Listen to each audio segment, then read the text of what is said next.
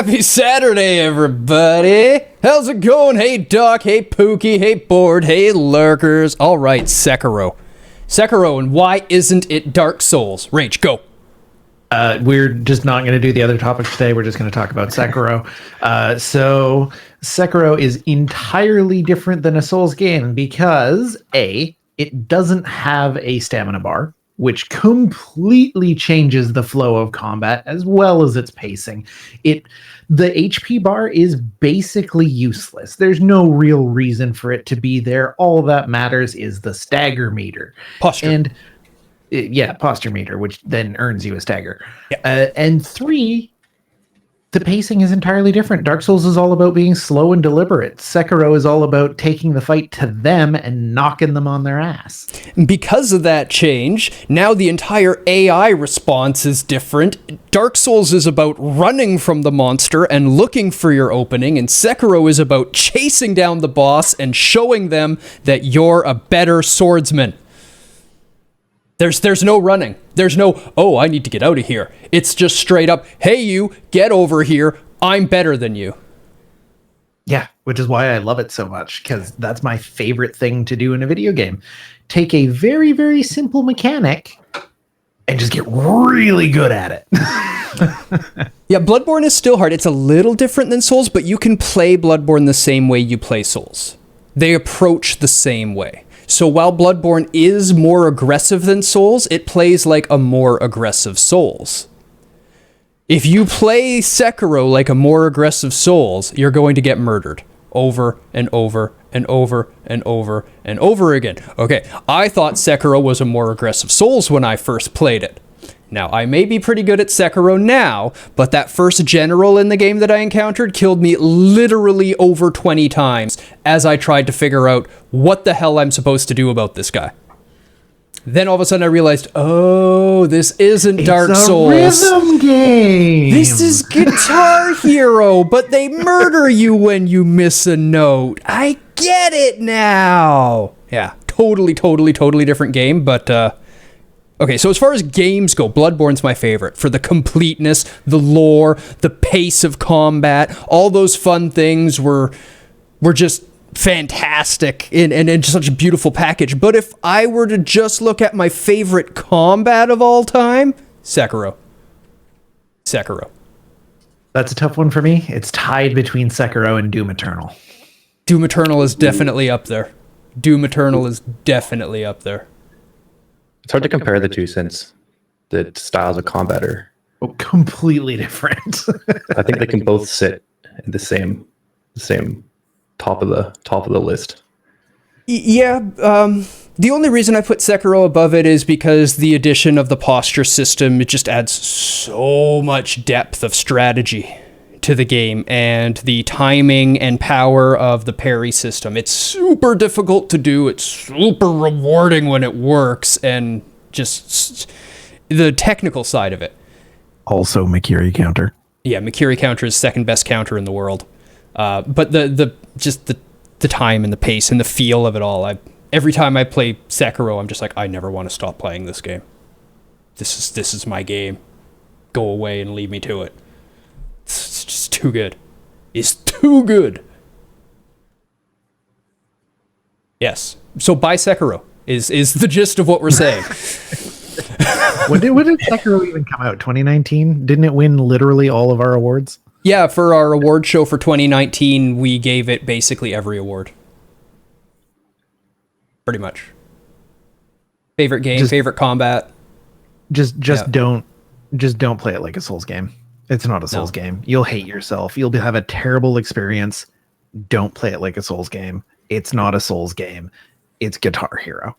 It's kind of interesting how that affordance really can, change things. I remember Des asking me about that first general, and I didn't really have that much problem with it because I haven't played many Souls, so I didn't go into it playing it like a Souls game. I just went into it as a typical, I'm going to run and slash you down as get in your face as fast as you can, which if you do that in Souls, you'll just get bodied completely. But in Sekiro, it was just kind of working out for me. I'm like, oh, okay, well, interesting. But if you have those affordances, you've been kind of even subconsciously trained to play certain games a certain way, and then all of a sudden, it starts punishing you. But it's really neat, how they're designed, the way that they set that up right out of the gate to just, check your skill right out of the gate. Like, this is what you need to learn. This is the tutorial. Learn how to beat this person, and then you kind of have an idea of how to go forward from here. Yeah, and then you can play the rest of the video game. For the record, when I say the first general, I'm not talking the intro guy at the intro beginning part. I'm talking about the first guy on the way to the ogre. That's the guy that I was like, oh. Yeah, the tutorial doesn't end when you leave the tutorial area. No.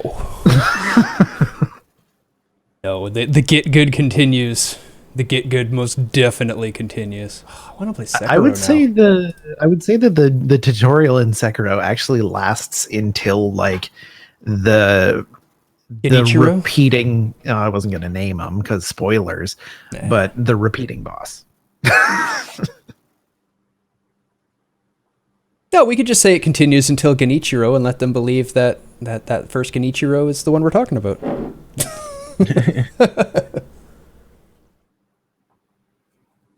There are legit tutorials in Sekiro to the point where the first time you're supposed to know about a move, combat pauses and pops up a tutorial for you. The midterm boss, also accurate. Yeah, very applicable, Kookie. Well said. Well said. I know we're still on that tangent, but I also really like the I can't remember the name of the immortal trainer that just keeps letting you kill him. The Zambo. That's a really good way to do that too. Yeah. So in true FromSoft fashion, they managed to keep they're like, hey, this is a new game, new combat, new everything, and FromSoft would have probably just thrown you into the fire, but it was published by Activision, so they're like, no, you got to help the player get into this. You better put a training system in there. So the way they did it was an immortal person that fits into the story that just wants to die but can't and has been sword fighting his whole life, so he's happy to let you murder him a bunch to see if he can die. There you go. He can play with combat now. It is actually a brilliant way to do it. Leave it to FromSoft. And it's lore friendly too. It's great. It does not break immersion. It's not a... Bloodborne is not an Activision game. Bloodborne is a Sony game. Yeah. Bloodborne's owned by Sony. Sony published it. That's why it's a PlayStation only game. Because if it was Activision, you better believe it would be on every console available, period, so they can make as much money on that game as they can. Sony owns the game. Hashtag fuck Bobby Kotick. Yeah, Sony owns the game and keeps it on their PlayStations to sell PlayStations, and guess what? I own a PS4 and 5 because of it. Bloodborne sells consoles. Don't expect it to go anywhere else. Oh, I want a 60 FPS Bloodborne. Hey, Sony has said they're interested in bringing more of their Sony published, first-party published titles to other platforms. Bloodborne PC may happen. It's possible. I don't think it's particularly likely, but it's possible. I mean, they did Horizon Zero Dawn. Yeah, Horizon Zero Dawn's owned by Guerrilla, though. Death Stranding. Yeah, that can stay there. That can stay Wasn't there. Horizon Zero Dawn published by Sony, though?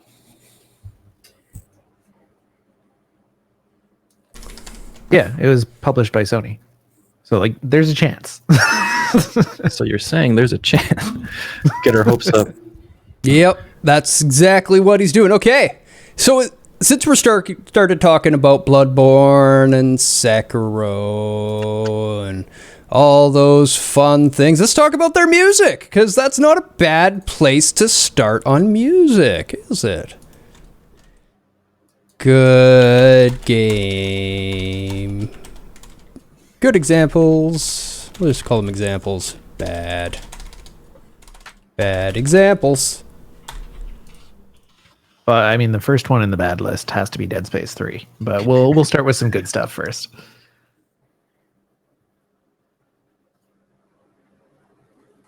Bloodborne, since we had it up there. Just a meme, like serious shit. Yeah, I mean, it is possible, though. It is actually possible, and I'm going to hold on to it, and it 100% will get a remaster on the PS5, because Sony's not stupid, and they know it'll sell PS5s. Oh yeah, if they up the visual fidelity, or even if they don't up the visual fidelity, even if they just make it run at 60 FPS. 60 FPS and faster load times, and everyone will buy it. That's all they need. I will buy it. I will go buy a PS5 for that. The sound quality has decreased? Oh, since the early 00s? Strong disagree, man. Yeah, that's... It's Case studies, examples. I can Prove your point. it's a shift from melodic tracks to more atmospheric and immersive tracks. And we'll probably talk about this in a bit when we talk about the history of video games, but there was in the earlier titles, in the 90s and 80s and all that fun stuff, when you only had chiptune, you only had, you could typically only play 3 distinct tones at once, which is the exact number you need to be able to play a chord.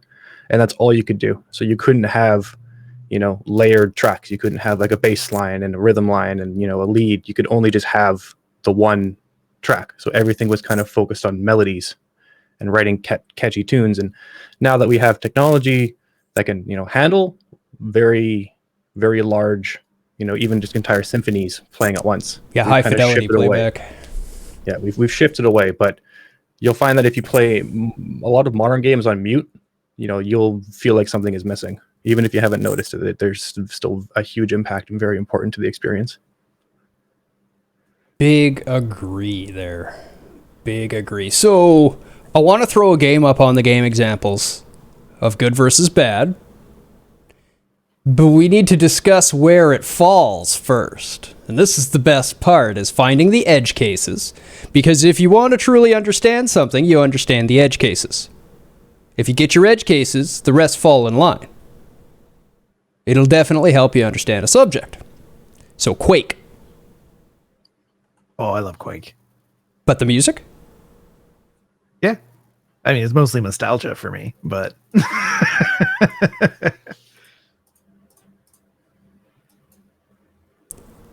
The problem with me is that a lot of games that have bad music also have really good music, so it's hard for me just to call them bad. I also just don't remember a lot of games with bad music. It's usually just like, or it's good. It's usually, I think music is one of those things where it's a bit easier for people to, along the creative process, get feedback and say, hey, is this good or is this bad? And then get that feedback and adjust it if necessary. At least hopefully. That's also true. But something I want to bring up is that the works of music in a game, the art pieces that are in a game, are never evaluated individually. It's always evaluated as a whole. Yep. And that's what makes me immediately go, Dead Space 3 had terrible music. Because there was some of it that was, forgettable. It was fine. It was perfectly serviceable for what was going on. It was nothing particularly interesting. And then Space Country happened. And then I went, wow, this is the worst music I've ever heard in a video game. To extend what you're saying just a little bit there, where it has to be viewed as the whole and not in a bubble. If you were to pull the country music out of Dead Space 3 and just play it as music for somebody that likes country, I'm sure the music's fine. I mean, I don't like it. It's not my style of music, but it's fine music.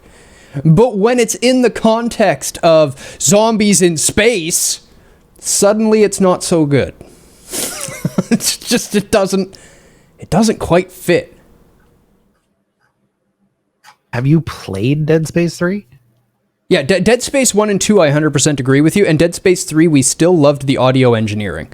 But the music in it, what were your choices? What were you thinking? Nothing fit together. There was no cohesive vision for the art. There was just a random mishmash of things that kind of happened. That's my experience of Dead Space 3. You don't want to think about Dead Space 3. It's wasn't it? Who is it? Not EA. EA published. EA published. It was Relic? No. What's their name? Visceral. Visceral, yeah. Visceral. I always get those two mixed up. Yeah. I'm just terrible with names. Why would you do that to this franchise? I know. It was sad. Dead Space 1 and 2 are hands down hands down, my favorite all-time survival horror games. Period. Loved them. Fantastic games. 3 was just such a... And you can see in 3 where they were going, and then you can see where they were derailed. Because like parts of the game, you're just like, oh wow, this is great. And then it jumps into something, you're like, what is this? Where did this come from? Yeah. And the music is part of that. You could, I almost guarantee some of the music was just, hey, we've got this license, use this. What? You imagine being the guy making the game and they bring you these country tracks like, here, fit this in. No. And I mean, like, it totally makes sense for there to have been like a mechanic. You know, maybe they were a bit of an old school hillbilly. They liked the old country music. You know, really would have struck home that, you know, this is a salt of an earth person. They've been working hard trying to keep this ship running. But then what they picked was not that. Yeah, here's the thing. If it was in context of his music and they were trying to make him feel that way, I would have bought it more if it was like folky country. Yeah. That would have made more sense. Folky country would have kind of fit. You know, but it wasn't folky country. It wasn't old country. It was like current modern country rock that even country fans don't like. Even if they just addressed like how out of place it was and made it part of, you know, the story, that would have been fine. Because you can do that too, or you can play tracks that don't fit what's going on to, you know, make things unpredictable and make things uneasy, which is fine. But if it's just playing without context, then it's that context break that, you know, leads to an immersion break, and then you're just confused as to why and what's going on if there's no explanation.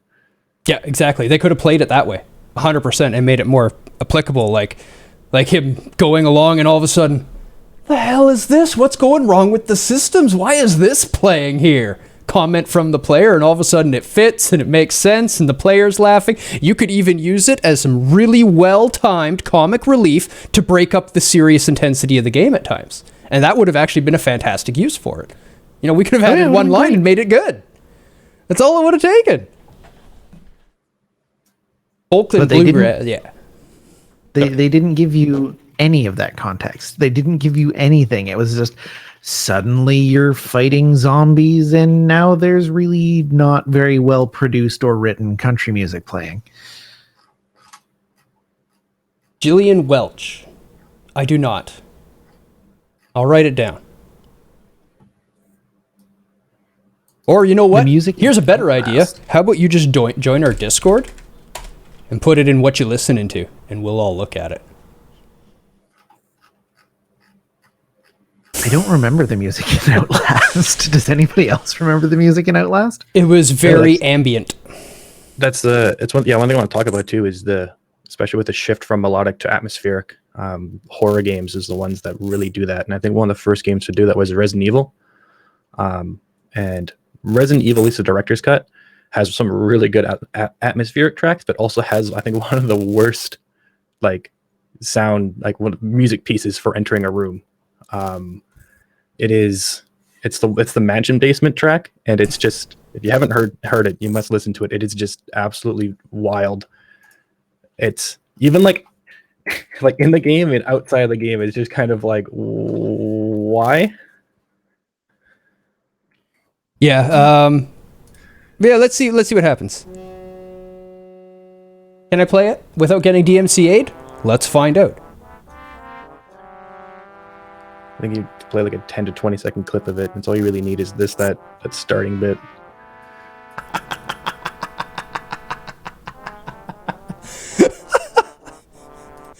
Oh, welcome, Cuddles. All it's missing is the tuba. Boom, boom, boom, boom, boom, boom, boom. Like a fat guy waddling down the hallway in a clown outfit.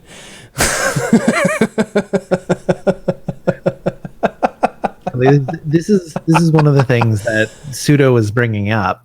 420. That's super important with music in a game and is sometimes missed, and it leads you to feel like the game overall is worse because of how much they missed the context of where the music is playing with the music. Like something like that in a game that's supposed to be scary and like supposed to be super tense, and you just want like some either very high or very low string instruments playing just like one note and droning, and you're just like and then it's just not scary anymore. I didn't realize Resident Evil was a comedy game. This sounds like me behind after some hot beans. Actually, you know, that song kind of makes me remember this one buddy I had in grade 11. He was the typical wigger, right? Like, you know, big, kind of large white guy, but always wore a tracksuit, always listening to hip hop, and he loved beatboxing. And his favorite activity was finding people with a unique walk at school and following them along behind at lunch hour and just beatboxing to the style of their walk. And he would just make them their own song and follow along behind them, beatboxing their own walk song for like half an hour at a time. People he didn't even know just start following along behind them and make up a song to their walk and beatbox this song as he follows them around the school. I wish I had a soundtrack. That would be pretty awesome. Hopefully we get AI to the point one day where you can just have something generating a soundtrack for you at all times. I don't know any bad examples, but for good examples, like there's so many. That's mostly just because it's more fun to remember the good examples than the bad examples. But like, even the early days, like most of the Mario games have pretty good music. The Legend of Zelda series has had, you know, excellent music. Tetris is a good example of, you know, you only really need a single track for your game. If it's even fairly repetitive, you can have repetitive music that matches it and it's still incredibly catchy. All the way into atmospheric more stuff where you have like the Halo series, Halo 1 and even Halo 3 have some very, very well orchestrated tracks. Halo 2 theme though. Yes. Warthog Run. Yes. See, I made a list somewhere. Resident Evil is a bit over the place, but I think they were one of the first ones to do it really well. And another thing we can talk about, you know, with the impact and kind of how music is used is it's also a really good way to communicate information to the player. And Resident Evil would have it that when you entered in a save room or a safe room, they would play this kind of calming and relaxing music, and it communicates to the player like, hey, you know, you're safe right now. You can relax a bit. You know, the action's kind of gone aside. You know, you can, when we play this sound, it's, you know, you're good, you're safe, you can chill. And it's a neat mechanic to use. It's a good way to, you know, portray that information. Left 4 Dead does a similar thing. They have different background music for all the different events that happen, and you know, it's an extra. It brings in the immersion because, you know, the tracks match what's going on as well as it communicates to the player like, hey, this is what's going to happen. This is what's going on. This is what you need to do. And you can see sort of the same principle applied in the Soulsborne games as well. Like when you get to Firelink Shrine in Dark Souls 1, for instance, you hear the Firelink Shrine music and your brain just goes, I'm safe. And the same thing with the Majula music in Dark Souls 2. The same thing with the ambient track that plays in Bloodborne when you're in the Hunter's Dream. Like it will cue the player to know that they are safe. They're in a safe place. They can, you know, just take their time, do their chores, their digital chores as they need to.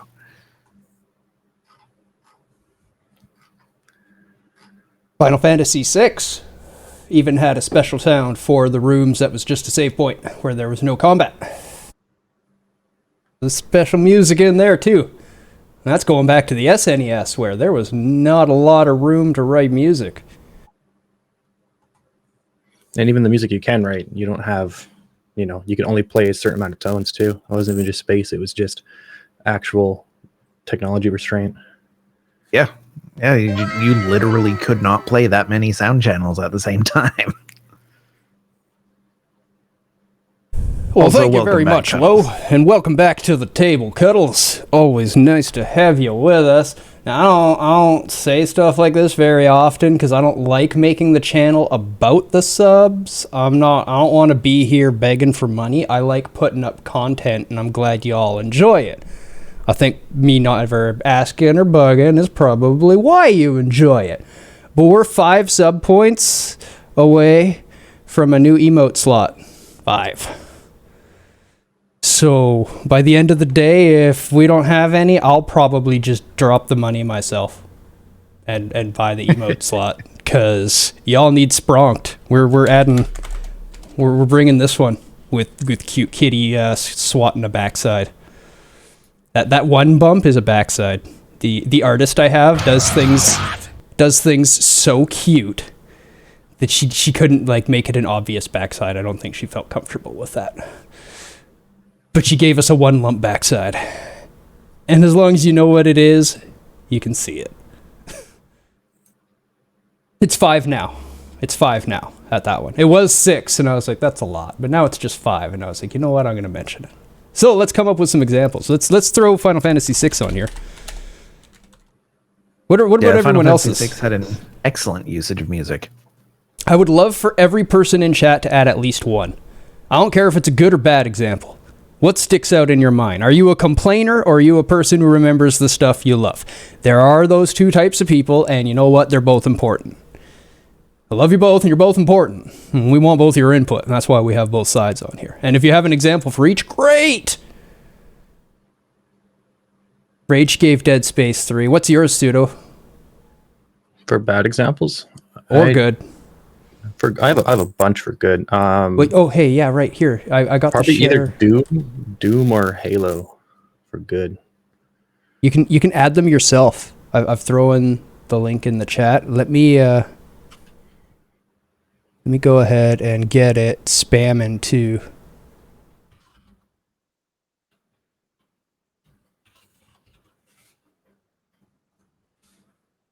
We've got Symphony of the Night in Deus's backlog now. He's finally gonna play it. Yep. Oh, Darth Mole. Hey! Thank you so much, Mole. Super 666 player, gentleman dapper, aspect, reloader, and a name I don't recognize. I'm gonna assume you're a lurker at some point. Thank you all so much. All of you, welcome to the table. And thank you very much, Mole. You're too good to us. We don't deserve you. Well, speak for yourself. I don't know about you, but I'm amazing. But as I was saying, we do actually have Symphony of the Night in the backlog, which I'm pretty excited about. Because it'll be Deus's first experience with Symphony of the Night, actually. He has never played it before. Never played it before. Excellent video game. Only watched maybe 2 or 3 minutes of it. I think I saw like a person hit a boss once, and I changed the channel like quickly because I like staying blind for games. I like figuring games out. I believe it does. I believe that does get us the 5 sub points. Yeah. It does just say 50 sub points now. There's no more target, so that is the new emote. I'll go ahead and get another one made. Oh, what do we want? What do you think the next emote should be, Mole? With that generous gift. Oh, shit. Well, thank you very much crazy. again. Okay. Interesting. So I'm learning about the scripting language for this new bot, and apparently the one that I'm using on gift sub targets the gift giver. Okay. Okay, so the new one is in bits. So it's already made. It's called a spronked. It's a term that we use for attack from behind. Like in Dark Souls, because I played a lot of Dark Souls when the channel was starting out, we developed the term spronked. It comes from surprise attack and proctology. Because it's an attack from behind. And I was taking my sword and just being like, "Hua!" every time I came up to an enemy, so we developed the term spronked. Yeah, roguing it. Roguing it is to sprunk someone, which is what that little kitty is doing there. That little curve is meant to be a bum, and the kitty is swatting at it. It's got the claws out, got the little star on it. Yeah. You really get to suggest. Yeah, absolutely. If you don't want to, Lo also threw out a bunch of subs. We'll see if he's got an idea. We don't have a GG yet. We don't have like a no. We don't. Yeah, there's lots of stuff we don't have. The Dark Souls fisting run was great. Yeah, I fully enjoyed that run. Cat with GG or beard emote. Got some options. Which cat is this cat? Hi. Because we already have a couple with that, and we also have this kitty who needs to be used again. And I would love to use Gramps for the GG because Gramps is great. Oh, a cat with a beard. Well, Gramps is actually a great one to throw the beard on because Gramps was ancient. Poor Gramps. True. He was ancient when we got him. We used to take in a lot of old cats. Whenever we have a place that lets us have pets, Pookie volunteers at an animal shelter, a cat shelter, small animals, but mostly cats. And we would always like foster in the old ones that aren't doing very well and almost give them like a hospice. No, that's Weedy. That was the first cat that Pookie and I had together, and he was also a rescue, but we got him much younger and he lived a long time. We went out to take a friend of mine home, and this random cat was sitting in front of our house, and when we got home he was still sitting in front of our house, and then he followed us in the house, and then our other cat lost it and chased him out of the house very, very quickly. And he didn't run away. He just went outside, and then we brought him in. Yeah. He was like starving to death. So you just had another cat after that. Yeah. Oh my God. He was beautiful. He was beautiful. You notice the blue eyes on it? He was what they call a flame point Siamese. So he had the very white Siamese, but then where they have lilac, he had orange, and then he had like bright blue eyes. A very cool cat. Okay. Cats. Yes. You got me sidetracked. There does need to be a vote from Lo and a vote from Mole for a GG emote as well. It was my honor. That cat was hilarious. I have so many fantastic stories of that cat. He was a character. Oh. You can bug me sometime for them. We should talk about game music though. I suppose we could do that. We have been known to talk about video games from time to time. I feel bad just having Dead Space as the only bad example. I can't think of anything else. It's just so offensive. Maybe the cat with a GG or a single dice with a nat 20 and GG above it. Okay. I'll think of something. We do GG an awful lot here. That is a thing that will be used. It is. Yeah, it is. It would be good. Lately, I seem to kill the bosses more than I die to them. So. Note the slight sad note in the voice while saying that. It is disappointing.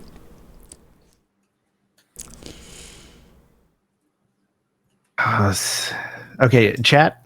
We need some more good music. I saw Halo mentioned earlier. What else you got? I'm going to think about other games that I found the music really disappointing in. Oh, you know what? How can...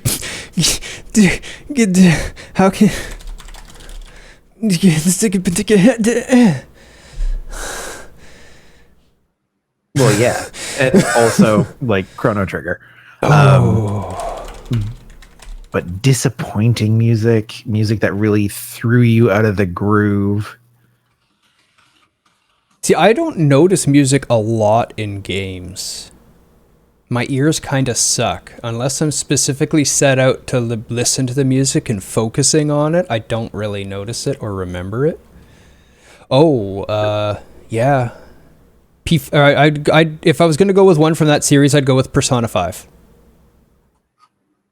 I love a lot of the game music, and I still don't listen to it in my daily rotation, but Persona 5 was so good that I listened to it outside of the game. It was, and everything fit. The pace of the music always fit. The slow jazz and everything when you're in the chilled areas was just perfect. I've heard nothing but good things about the music in those games and just have no interest in actually playing them to hear it. You might like Persona 5. You might. I also don't have that much time to dedicate to a game. I understand that, but you might actually video games. I'm going to play Doom Eternal again. No, I understand, but you might actually like that one because it's kind of just like playing an anime. It's what it feels like. That does sound like something that I would like.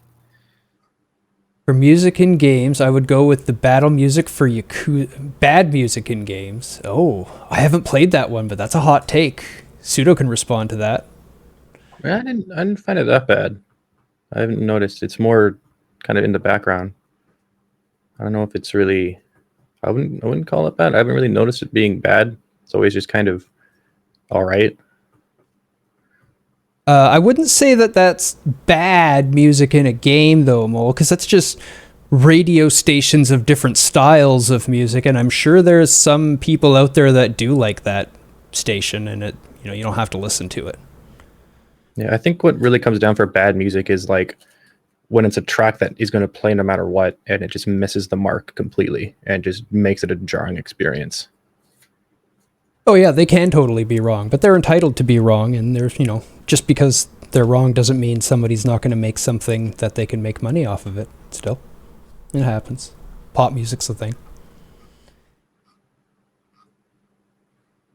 I'm looking through all of my super cheap, got them for $1 games, and even they have pretty good music. Yeah, well, we tend to get games with good music. That's why we have so many good examples. We haven't played many games with bad examples because we don't play that many bad games. I don't know. Do we think the Enter the Mansion Basement music from RE? Yeah, I think that makes bad. That's pretty jarring and pull you out of the experience. Loved the music in Ori. Oh, I can't argue with you at all. Welcome, Twilight. Hey, Long Range Gunner, welcome. So if any of you can think of games that had music that pulled you out of the experience and just completely broke your immersion as much as Dead Space 3 did for us, let us know. That list is really short. Yeah, my knowledge of bad games is unfortunately short. Is that a good or bad thing? I'd say it's probably more on a good thing. I also just think that having bad music in games is, it's one of those things where almost it's so entrained in our culture that most people can point it out, or like when it goes through the dev process. Things like other assets or even game design mechanics, it's harder for people to, judge its merit or judge how it, is going to be when it's released. Whereas I think for music, for most people, they can, even just watch someone going through a scene with it, not even have to play it themselves and be like, okay, this feels off. This feels weird. We need to change this.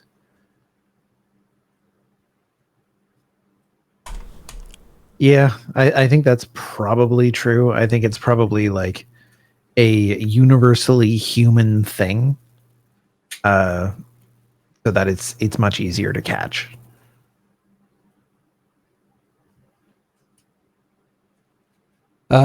Okay, so we've got a decent enough list. We've got some of our favorites up there. I mean, we don't even have to name Final Fantasy series. Puddles, were you just- saying that you disliked DMC5's music? Or were you saying that you like DMC5's music? Because I fucking love DMC5's music. So many hours of SDS, I have started playing it without my headset on because the music started getting on my nerves. Just turn the music off. There's a music slider. Turn the music off and you can hear the rest of the sounds, and then you can play your own music on the background. And that's what I did. That's what I've done with Space Dwarves. But I think like having a lacking soundtrack is worse, or is less worse than having one that takes you out of your immersion. Yeah. Yeah, for sure. And like most games just have a passable one, because that bar is not very high.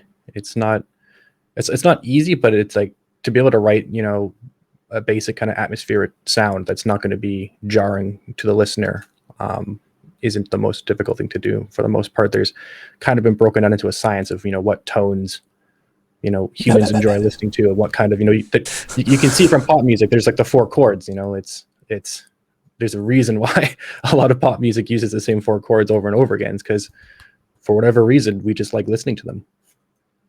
The music in Minecraft has an odd feeling to it. I can't touch on that one, but Pseudo probably can. Yeah, that's an interesting point that you bring up, Twilight, because it is just sort of a thing that happens. Yeah, it is atmospheric, but it doesn't seem to always be like correctly placed. And I think it's just the same kind of music that plays no matter where you are. I don't know if they've ever patched that. I think I've played the most recent versions, but yeah, Minecraft is definitely one of those games where I just muted the music and just played my own. I mean, it seems like that kind of game to me. It doesn't seem like the type of game that would have fantastic music by design. But that, like, the usage of it, even if it's not great, I would say puts it sort of on the line. Like, it could be amazing music. Like, it just every time it comes on, you're super happy, sounds super good, but it almost never fits the context. And that, for me, is enough to put it on the line of, like, not the greatest use of the assets that you have. You hit an interesting point on the Genesis days with the differences in chips and the complexity in writing for it. And the Genesis was harder to write for, but you could still do it well because Phantasy Star 4. Once game tracks could have a bass line, people kind of went crazy, a bit over wild, and then it always didn't just sound the best too. They're just like, what is happening? Why is everything just like brrr all the time? But yeah, there was some Genesis tracks that were great. I remember Sonic music being good. I remember enjoying Sonic music when I was playing it. Yeah, Sonic has great music. It's been a long, long, long time since I touched some Sonic, so I can't touch on the music too much. But the fact that I remember the music says something, because I'm not one to remember game music very often. I think what bugs me more regarding games is sounds, like a certain ping or ding or dong, and always plays when you hover over an option or control and you get a notice. Do sounds fall into the songs discussion? We can definitely touch on them still. I mean, we've been known to sidetrack once or two, and at least this is not a very far sidetrack. It's still at least audio and games, related, and not just us talking about Sekiro for 20 minutes at the beginning of this show. But yeah, no, audio engineering in general is definitely an important aspect, and in those instances, you want them to be uniform for what they are, to be able to relay information. So don't be random all the time. Don't be changing. Don't play a different noise every time the person goes down in the menu. That's going to drive somebody insane. Me. That's who that's going to drive insane. Don't do things like this. Keep all your sounds in a nice uniform pattern. Make sure that they relay what they're supposed to relay. So, use known sounds for things. If it's an alert that you want to draw attention to, use a siren type effect. Don't do it for a long time, just a little bit to get the player's attention. Don't do it too loud. We don't want to scare the crap out of them while they're trying to play the game. Stuff like this. There's your baseline. Those are the biggest concerns I would have in that realm. That and the actual quality of the audio needs to suit its context as well. Like the way that the audio is represented. Like if you're doing an 8-bit or a 16-bit style game, having beeps and boops for your inputs is probably fine. But if you're doing a high fidelity game, you also need to have high fidelity audio to go along with like menu selection.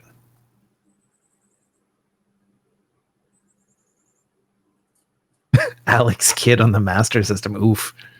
Yeah, that's a game. That's a game. I saw G play that. Yeah, the audio in those old games was not good. It was not good. Master System did not have a fantastic audio chip. Big old oof. And you could be more susceptible to it, Mole, but it's still something you don't want to drive a character nuts with. Maybe if there's that many alerts happening in your game, think of better ways to do it. How serious is the alert? How essential is the alert really to the player? Is it something you can just pop up a little visual display for at the bottom of the screen? And this context of how important the alert is something we saw happen all the time with Deus in Loop Hero. They didn't make the level up alert catch your notice. Like I missed it all the time. The resource sounds were more prominent than the "Hey, you leveled up, go spend your points" alert, and like that's not good. Yeah, and the level up one should probably be the more essential one. I don't even think they have an option to pause on level up. Otherwise, I probably would have turned it on. Hover. I realize, but like they have an option to pause every time you loop. They have an option to pause on different events, but they don't have an option to pause on level up? Because I'm pretty sure I would have turned that on if I saw it. It does pause while you have the menu open, which is better than nothing. Yeah. But yeah, if it just like paused and you're like, hey, what happened? Then you would at least be like, okay, what changed? Oh, I leveled up. Okay. Yeah. So, key traits of good music, since we've done our sidetrack of... we started with general audio alert and ended up going into a UX discussion. But that's okay. UX discussions are good. People need to learn good UX, especially if you want to make a game. Your UX is going to be difficult and extremely important. Spend your time on it. Don't skimp out. It'll make your game. As we like to say, there's a pretty competent shooter game hidden behind all the UX problems in Destiny 2. Yeah, Destiny 2 is not a bad game. It's just a UX mess. I want to play the video game, and it doesn't let you play the video game. Yeah. I just want to play the video game. Anyway. Yeah. Okay. So, what do all these good examples have in common? What are the common key traits from this kind of stuff? If you're looking to truly make good music for your game, what key traits should you be looking for? You know what's a terrible sound? Idiot Savant perk in Fallout 4. Glad to say I don't know what it sounds like. Oh, you know what's a terrible sound? The sound of every step you take when you get those stupid socks in Yakuza. Or the meat flaps in Halo Reach. Yeah, the Halo Reach. Feet. Halo ODST. Yeah. Oh yeah, it was ODST, right? We liked Reach. Yeah, but I think not really. Reach was the one where we ended up baiting the tanks off the edge by standing on the edge as they try to run us over. Was that weird? Yeah. Because I mean, that was super fun, but the game was jank. Yeah, the game was jank and terrible, but we had fun dealing with its jank in funny, creative ways. Yeah. And we realized in there's a part in Reach where you have all sorts of tanks and they try to run you over. So just go stand by the edge if you have a partner. They'll run you over and not be able to stop. Play chicken with the tanks. Okay, go ahead, Suda. I say, I think Punk has it needs to fit the theme of the game. I don't know if there's really going to be too many similar traits for good music. It's all kind of just like contextually important. Yep. Because it's one of those things where you can have, like, on its own merit, a really great song, but if it doesn't match the context of the game that's using it, it's not going to be good. So it's kind of hard to, say this is how you write good music. It's how do you identify what music needs to fit into the game and how it needs to be designed. So it's more of just identifying your context and identifying your needs and seeing of kind of what you want the game to be. If it's, look at the classical games where it's kind of repetitive gameplay, not a whole lot going on, and you kind of want to just, amp up the player a little bit. Well, you can have the kind of short, repetitive, but, very impactful theme music or tones like Mega Man. Like Dr. Wily theme is fantastic, and a lot of the Mega Man games are very repetitive. You're just kind of moving and shooting to the right, but the music, matches it pretty well. Same with even just like Mario, where it's kind of just a slightly slower tempo, but you are just doing the same thing kind of over and over again. The music kind of matches the pace that you're going at. It's like context is very important. It's mostly just what impact you're going to want the song or the tracks to have, and is there any information that you want to be communicating with? Is it going to have positive connotations or negative connotations? Do you want it to be a happier toned thing? Do you want it to be more negative? You're going to kind of drop down to the lower register, or you're going to bring it up to be a bit more high pitched and a bit more gleeful? Do you want it to be slower? Do you want it to be faster? There's a whole lot to it, and it kind of needs to rely on what your game is trying to do. It really needs to match what your game is doing, because we can take great music from one game and put it in another game that's completely different, and the music on itself is great. But if we took, I'm trying to think of the list we put. We took like the Halo track that's really good for Warthog driving in the end there, but put it into Doom, it wouldn't fit as well. For sure. So let's talk about that a little bit, because we can use Quake and Quake 2 as an example here. Because they have very different approaches to soundtrack. Very different approaches. And a lot of people trash on Trent Reznor's soundtrack. But a lot of people swear by it. It's an interesting point of contention. I'm interested on your takes. Well, full disclosure, it's been a long time since I've played any OG Quake. But I think that soundtrack is really a product of its time, in that Trent Reznor's sound was very much like the sort of grungy theme of the 90s.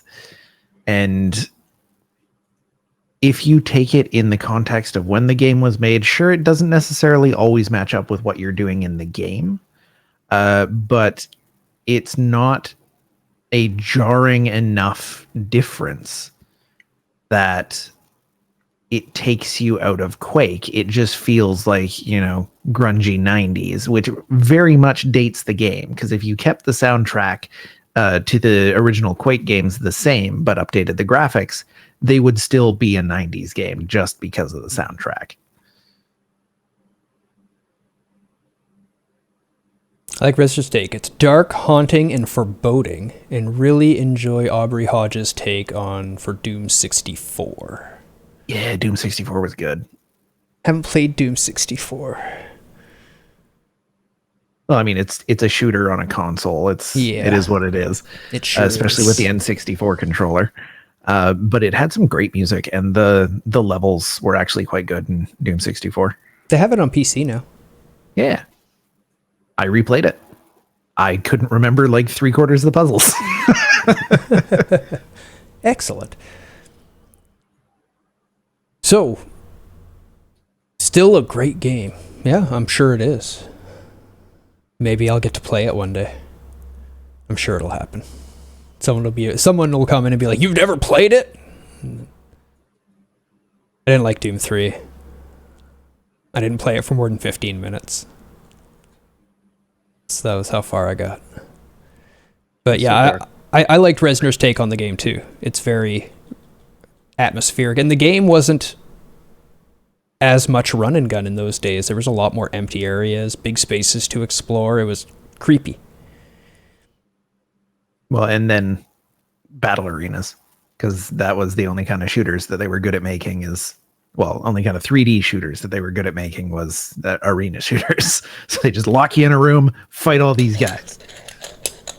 It's a whole lot of fun. Yep.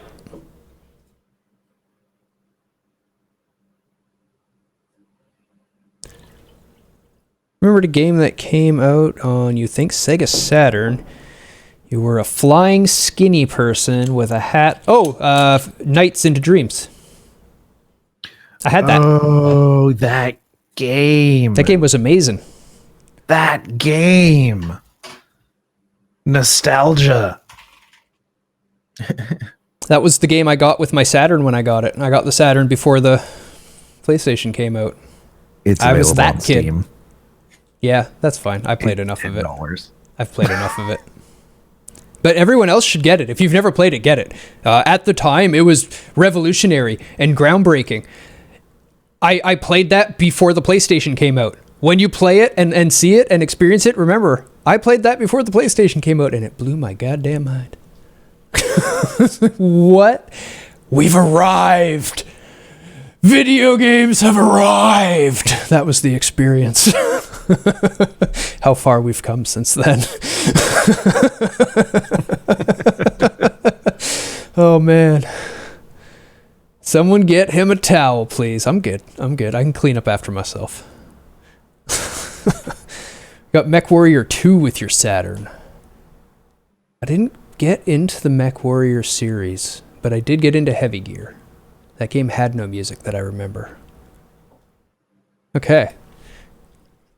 We could go over the brief history and then actually talk about the impact that music has in games and how it can be used in a mechanic sense.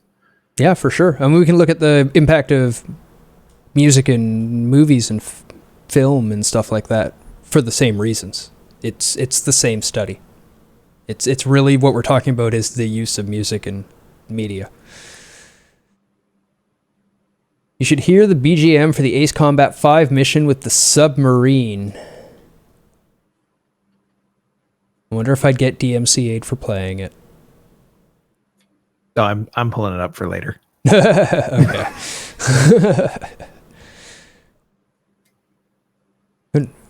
The Knights game? It was basically an on-rails game for the most part. You were just kind of guiding yourself up and down.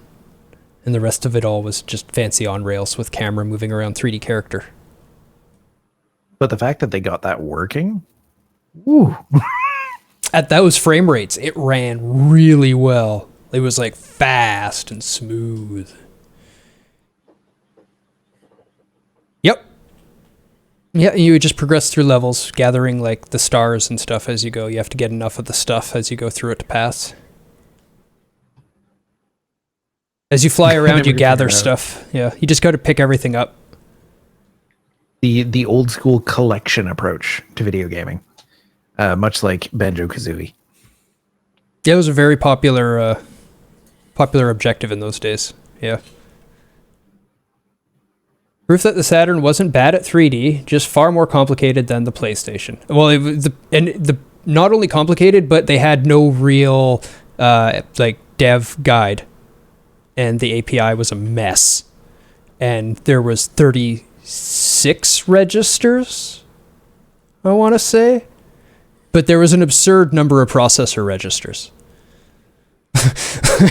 Like, I think 36 registers is like, what? You want me to program with what? Yeah, and the two GPUs, side-by-side graphics units, yeah. Yeah, 36 processor registers and 2 GPUs. But when it worked well, it worked fantastic. That's also, interestingly, part of why it took so long for us to emulate it properly. Because we couldn't. We had to do operations in RAM that it was doing in processor between registers. And all of this difficulty with the specifically the graphics units is why SLI and Crossfire are both dead. Yeah. Yeah, no, is no good. Which is sad. Because I love my Saturn. Love it so much. Okay, music.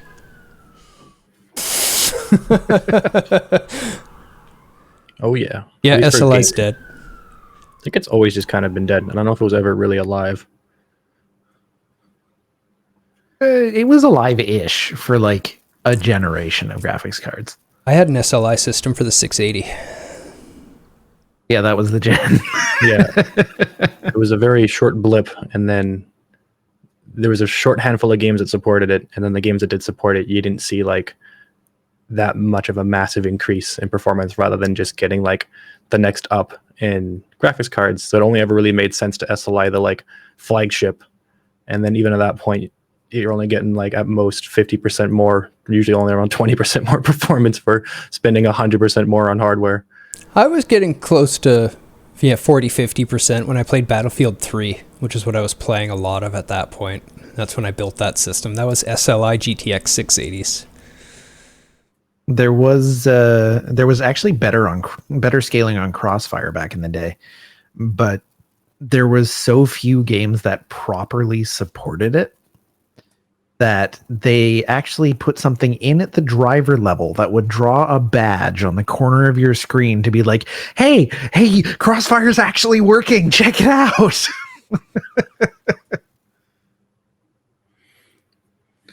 It was an interesting concept, but yeah.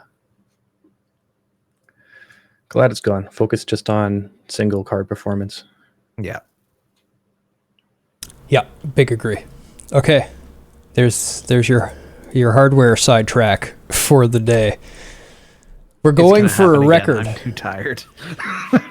He's tired, and I don't know the music as well because it's not what I usually pay attention to. But Suda, you're welcome to go off.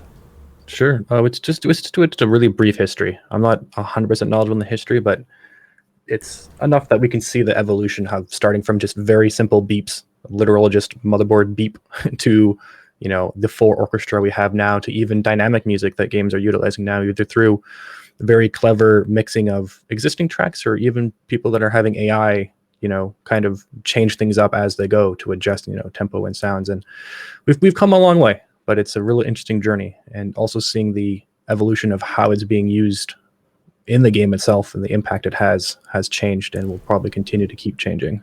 That's an interesting thing you bring up there with using the AI to do it, because you don't really need to use AI to write the music. You can really just give AI DJ controls and let them speed up and slow down the tempo and pace to fit the game and the rhythm. And it's much easier for an AI to do that. Yeah, and sorry to interrupt, Pseudo, but that's something that Howling God brought up with DMC5, where it actually adds more tracks to the music as you do better in your fight, giving you more music, getting you more pumped up the more stylish you are, which was incredible. Yeah, I do remember hearing about that in the speed run. They were explaining that you're not going to notice it so much because his music's just going to start playing pretty quickly. But it's just going to ramp up to the top. But that is a really, really cool embellishment and a wonderful way to relay information and state about the game through the use of music while also amplifying the experience at the same time, which I fully endorse. Yeah, I can't think of any exact titles right now, but there's quite a few games that will adjust tempo depending on how fast the player is actually playing or moving and doing things, as well as encounters, which is really cool. But it's just technology that it's only recently kind of become available in an actual usable sense. But I think the next even like 5 or so years, we'll still see another kind of development of, how audio is in games. But we've also kind of hit a weird wall where developers kind of realize that a lot of people don't really pay attention to some of their tracks anymore, depending on the game type, and will kind of just launch, especially with consoles and PC support for it now, they'll just kind of launch Spotify and put on their own gaming playlists to play the games that they like.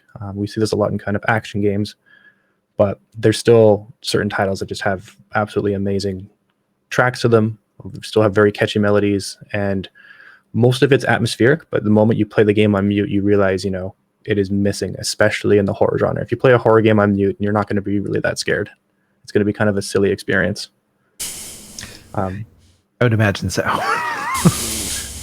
Yeah, but we talked about it briefly at the start of the panel, but when I'll kind of just start a little bit in the arcade era to the kind of home console start, so like 80s to or late 80s to early 90s, it's kind of when I really started to get a lot of solid home console tracks. But previously it was just kind of arcade titles, and not a lot of arcade titles had a lot of background music to it, because usually arcades were already pretty noisy places. There'd usually be music playing in the arcade itself for that kind of ambient effect. So most of the time sound effects were just the game itself. If you're playing Asteroids, you're playing moving, you're playing shooting, things exploding. It wasn't until you started getting to more of the kind of action games, you really saw it with the racing titles that would have, the in-game radio, and they would usually have the speakers built into the seats so that only the one player would hear it. It wouldn't blast everywhere throughout the arcade, because, they're loud enough. The last thing they want is every machine playing a different track at once. Those places would have kind of turned into a bit of, a sensory overload nightmare. They weren't already? Yeah, like they already were, but it could have got so much worse. But there were still games that had,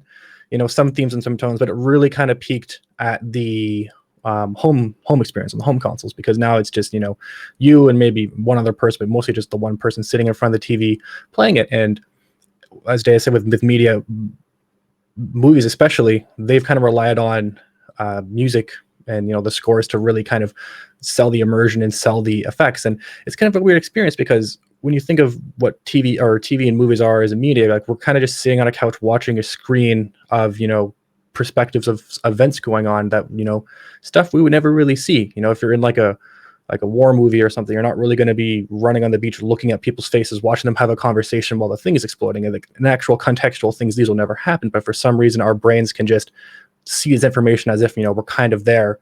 And then for like dramatic things, when you have something in your life, I say, is a dramatic conversation, you're going through a rough time, there's not a theme song playing in the background, there's not sad music going on, it's usually just kind of silent. So it's kind of strange that on a science level, why does playing this kind of work? And it's mostly just because we've just, through movies and media, we've trained ourselves that certain tones mean certain things.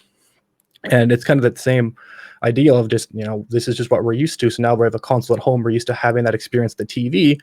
And the games would still be fun without music, but it felt like something was missing, because we were so trained to sit in front of the TV and have something we're watching, interacting with, while also having something to listen to at the same time. And then I think one of the best examples is probably Mario. It's very simplistic, but if you play Mario on mute, you notice rarely again it's a much different experience. It's not as addicting. You kind of have that. It sells the theme of it. It sells not really so much immersion, because you don't really feel like you're there, but it keeps you entertained. It's another sense that your brain's listening to and is being stimulated. And then for the actual technology, it was very simple. As I said a few times, where you can only really play 3 tones at once, especially for 8-bit. That was like the max you could do, and you really couldn't do much more than that. Only the one soundtrack as well, going to channel. So you could play a single chord, pretty basic chord, nothing else at the same time. So you had to be, very selective of what you do. And that's why, the Mario's theme and all the other songs are very simple to actually play. They're usually just the one track, which is why they're really fun to cover on, a piano or guitar or anything like that.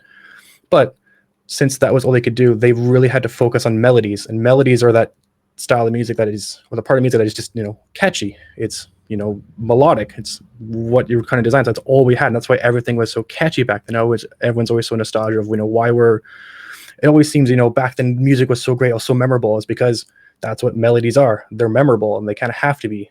And if a melody isn't great, you can tell right out of the gate, because it's kind of jarring, or if it's off rhythm or off beat, you can immediately tell. But we're kind of in that golden era where, due to simplistic technology and the constraints we had, everyone just had to write fantastic melodies, because if they didn't, it really showed up. So it really kind of made this breeding ground of this is what we have to do. And then all these games, there's so many themes that still live up to today, like Legend of Zelda, Castlevania, Metroid, like I said before, Mario, Sonic. All these games just had fantastic melodies because they had to, and that's what they had to do to compete. And then we didn't really have the atmosphere, because usually just the theme that would play, like the Tetris theme would just play when you're playing Tetris. You don't always pay attention to it, but it still sounded great. It had a fantastic melody. And then when we started getting into like PlayStation era and more into like 64-bit and 128-bit hardware, is when now we finally kind of had the technology to play a lot more complicated tracks, a lot more sound channels, a lot more dynamic stuff. We could store a lot more information and use it in that way. And that's when, like I said, we brought up before, Resident Evil, and we started seeing horror games start to kind of make an appearance, because before then you couldn't really do horror without having the music element. And it's the same thing with movies. Like there were silent movies that were horror, but you watch them now like, well, these are silly. And it's because there wasn't music yet. The moment you started using music for horror movies, you can't go back. Like you can't watch a silent horror movie and be scared. You're like, this is silly. Well, horror movies were also made for kids, primarily in those days. A lot of people don't realize that, but old horror was not considered an adult entertainment. Horror did not become considered adult entertainment and not for kids until Night of the Living Dead came out, and that's what changed cinema, and that's why you hear so many stories of classrooms of children being shown Night of the Living Dead because they didn't know. And it's that atmospheric and brown noise and that suspense and the uneasiness that they found through music that you can achieve through horror.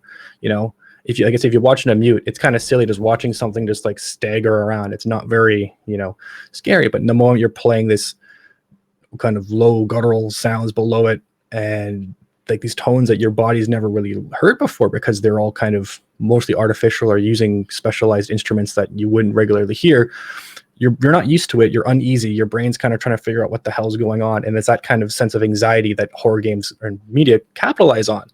And like music does that really well. And like you can even just listen to like horror tracks on their own, and you'll find that you're just uneasy and kind of just anxious, because they're just designed to do that. They've found it's a science between the brain of there's certain tones out there and certain kind of elements that you can put into a track that will just make humans uneasy. And it's just it's wild. And then we saw that explode in the video games now, especially in horror games. We're talking about, do we remember the music in Outlast? And it's like, no, it really is a few tracks, but it's mostly all just going to be atmospheric. They don't really need a memorable track, because that's not really the point. It's supposed to remember. It's usually supposed to be the actual experience itself, or the monsters, or something else like that. But it's an accent to that experience. And you brought up something really that interests me, which is the technical aspect of making somebody feel uncomfortable using music. Because one of the ways that I'm most curious about, and like why this works the way it does, is you start with the average resting heart rate of a human as your beats per minute. And then you just very slowly increase the tempo of your music while using a lot of those low strings, or high string accents. You just build and build and build and build and build and build, and then you can do whatever you want, because the person is primed to be terrified. Yeah. And then we start hitting points where you fake out too. You'll notice that if you watch a jump scare without the shrieking music in the background, it's still kind of spooky, but it's that change in sudden sound that really kind of gets you. You don't even have to be watching it. If you're just listening to like a song or something, and all of a sudden it just changes and it's a jolt, that's enough to really, it's the stimulation, the sudden intense stimulation that gets you. But yeah, I would say that happened with horror, and then just in general with the games, we started getting the ability to convey emotions without having to explicitly say how the player should be feeling. And Final Fantasy was doing this pretty well with their tracks, when they have emotional scenes and stuff like that, they're still explaining through text, but they no longer have to be as explicit. They can let the backing track kind of set the tone and set the environment. And it's the same thing with, background art. It's all kind of comes together to build an overall scene. And it's from, the one side for happy scenes and all the way to, emotional and sad scenes. So we've started, like, music went from just catchy tunes to keep the player engaged and keep them addicted to, now it's an actual mechanic, as in we're going to use this to build our immersion. It's just becoming that kind of immersion building tool. which has been done to great effect over the years. Like the music in, again, it's one of my favorite game series. I'm going to keep coming back to it. Dark Souls is used very sparingly. There's a lot of ambient audio, but not a ton of like actual tracks outside boss fights, which are there to be, high intensity, keep you focused, give you energy, make you feel urgent. But the ambient sound in Dark Souls, as I alluded to before with the Firelink Shrine music, the Firelink Shrine music makes you feel safe every time. Every time you go there, you're like, oh, okay. And you don't necessarily know why, but it's because of the use of ambient noise in the other areas, the very low sub bass frequencies, and the occasional skittering of feet behind you that's actually like placed in game where the enemy is. It builds tension in the player and giving them that release of, finally getting the adrenaline from the boss fight or finally getting back to a safe area. And then you just relax again. That build and then relax. The Surge does the same thing with the Country Roads. They could have chosen a better song, but it still makes you. Yeah, it's become quite the mechanic for most games. I think it was Punk who was talking about it. Sergeant Punk is Left 4 Dead did it, I think, almost perfectly. They had different sound cues and music tones for all the different events, and it was common for a lot of games to have battle music, and it's a good thing, especially for open world games. It's like something's happening, your characters should be tense, which means you should be tense because you need to be aware of something going on. And almost every game with action does this, from Bethesda's open world to Rockstar games like Red Dead, I believe, has it as well. They always have something, they accompany the event going on to, it's a sound cue. And then Left 4 Dead, what they were doing is actual events for individual parts of the game. So the witch has its own sound, has its own music that plays. The general horde has its own music that plays. The tank has its own music. Everything has its own audio cue, usually before the visual cue shows up. And it's not an important, like, it's an important mechanic, but it's not 100%. It just kind of helps build that out while you're playing the game, as well as the safe room. The safe room has its own music as well when you enter it. It's a bit more upbeat, a bit more relaxed, because it's supposed to say, hey, you did it, you can relax now. And it's all this subconscious stuff that it's trained to us when we first start playing the game, but then is reused, and now we're so used to it that other games kind of reuse this information. That's kind of where we are right now in video games. Is we're not focusing too much on melodies. There's still games that do that very well. Undertale has some fantastic tracks.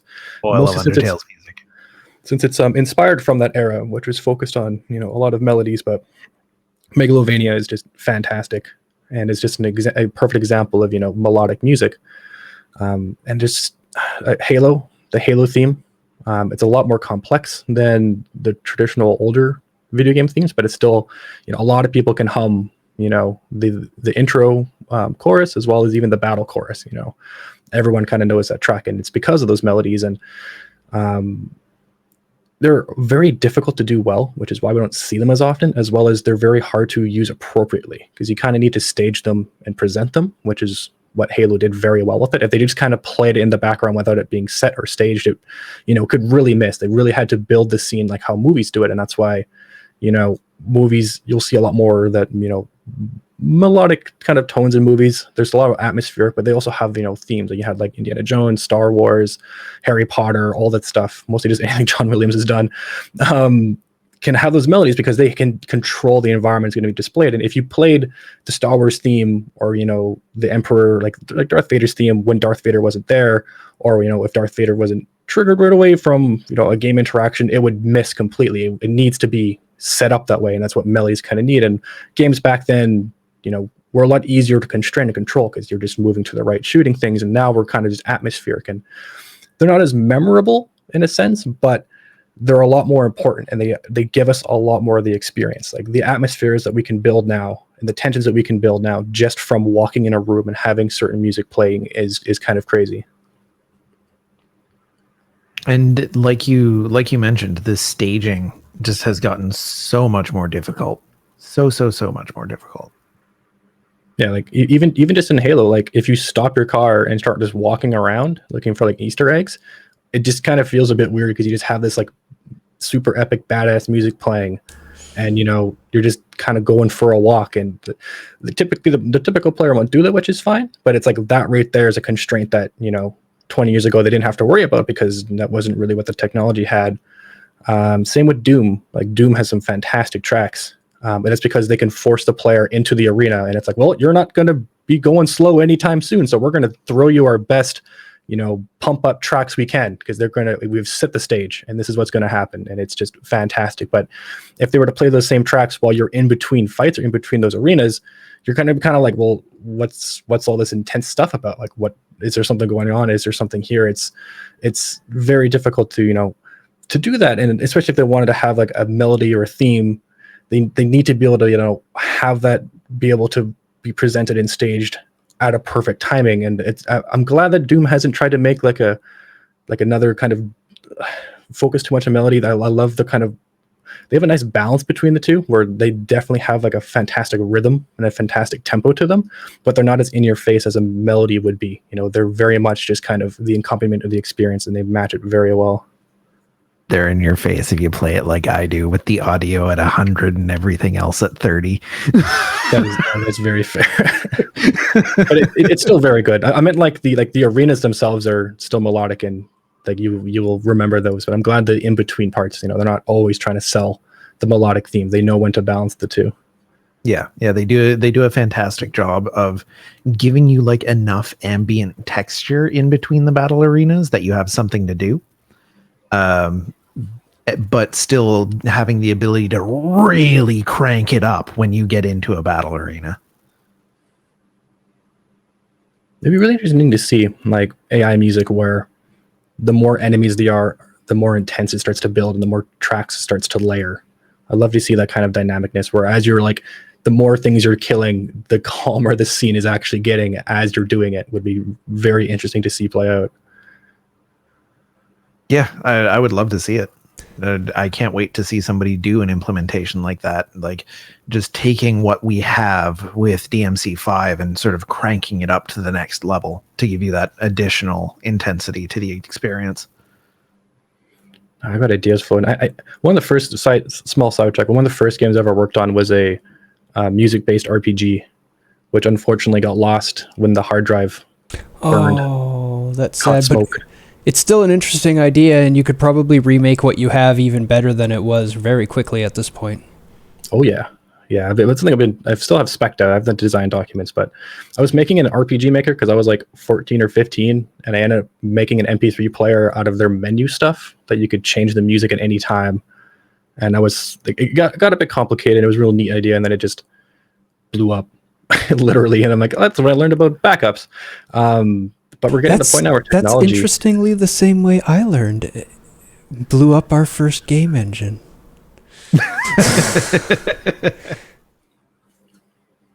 That's what will happen. Yeah, unfortunately. Like there's been titles I've worked on, like very small stuff, and we've had kind of dynamic music, and it wasn't fantastic, but there's still tricks you can do without having to get too complicated with AI, which was you keep your tempo the exact same, and you keep your underlying rhythm the exact same, but all you change is the kind of you can swap in the different instruments. You keep your beat the same, you keep everything up, you can swap in the instruments, and then that right there can completely shift the environment feel. And it's very easy to transition because it's always going to be on the same beat, and you can always change it on that downstroke the moment they enter that new environment. You don't have to transition or wait, because it's going to kind of blend in. It still needs, the tracks need to be written well to the point where they can transition between the two without being a complete pause play kind of feel. But it's still interesting what we can pull off with just cleverly designed tracks.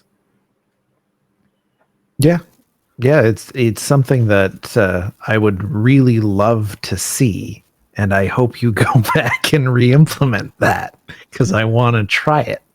Yeah, it'd be interesting nowadays too, especially with like how like there's so many more. It can get so overly complicated so fast, but even with how with the way that I don't want to say most people, but with Rocksmith and people can plug their guitars into computers, or if they just have an audio interface and you could just use it as a mic, you could implement actual guitar playing as a mechanic in a music RPG, which just sounds fantastic to me.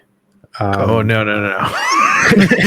If you ever want to sell a video game, don't do that. No, that's completely for artistic value, not for sell it to everybody. But it's one of those things where like it could be just a weird small feature. But the original idea of it was like the different genres of music, the different, like every instrument was a different class. So, you had your percussion, like your drummer, you had, your guitars, but there was, rhythm and lead guitar, which had different things. Rhythm was more of a support and sustain type of class, where lead was your high damage dealer glass cannon. You had your bassist, which was kind of another supporting underlying character of, could still like buff everyone up, could heal a bit or do damage. And then same with vocals, which was just going to be another high damage dealer, soloist kind of action. It's a neat concept, but it's different. There was some game that was doing it. I swear I saw it at PAX, and I haven't been able to find it. I talked about it before, and if anyone's ever seen it, what I'm talking about, someone out there is making a music RPG, and I'm very stoked because I want one of those to exist, but I can't find it anymore. Yeah, I would buy it. I would buy the hell out of that game, but you would get a cult following, and you know what? That's arguably the best way to make a small indie game, is fill an unfilled niche. That's the best way for that word of mouth to carry throughout that little niche. Yeah, I feel like if someone's doing it and they're doing it, it looked really great. And I'll see if I can, I've been trying to track it down for a bit. And I don't know, maybe I just fever dreamed it. Maybe it was a dream I thought of, my lost game that's now just existing. But I'm like, I don't care too much who makes it. I would just really want this game to exist at some point, because I think it's something that'd be super cool to see, and even just game design mechanics, as well as just like audio engineering and audio design. Yeah, it sounds really interesting. I wouldn't be able to play it. I'd be able to play it, but I wouldn't be very good at it, and I'd learn a ton about audio while playing it, which would be cool. Yeah, that'd be cool. I think I like learning. One of the cool things about it, because like you could still have all the pre-built-in kind of tracks and moves where the player themselves don't have to be, writing anything. It's just kind of you bundle them together and you put like what works together. You can even do similar things to how other turn-based games do, where they have like elements or combos or underlying bonuses. Like if you play maybe certain genre types have certain bonuses, and if you combine them together, then you get a multitude of that bonus effect. So it encourages everyone to be playing, if the drummer's going at a metal tempo with like double bass, it encourages everyone else in the party to do the same. Neat thing. Maybe someday we can go over in a panel and just flush it out, design it out or something. But where we are with games now is mostly atmospheric, and it's not a bad thing. And a lot of people always think that, game music isn't as good as it was in the 90s, and that's not so much the case. The main thing is that it's just not as melodic anymore. There's still games that do it, but back then that's all they could do, which means that the ones that did it were right.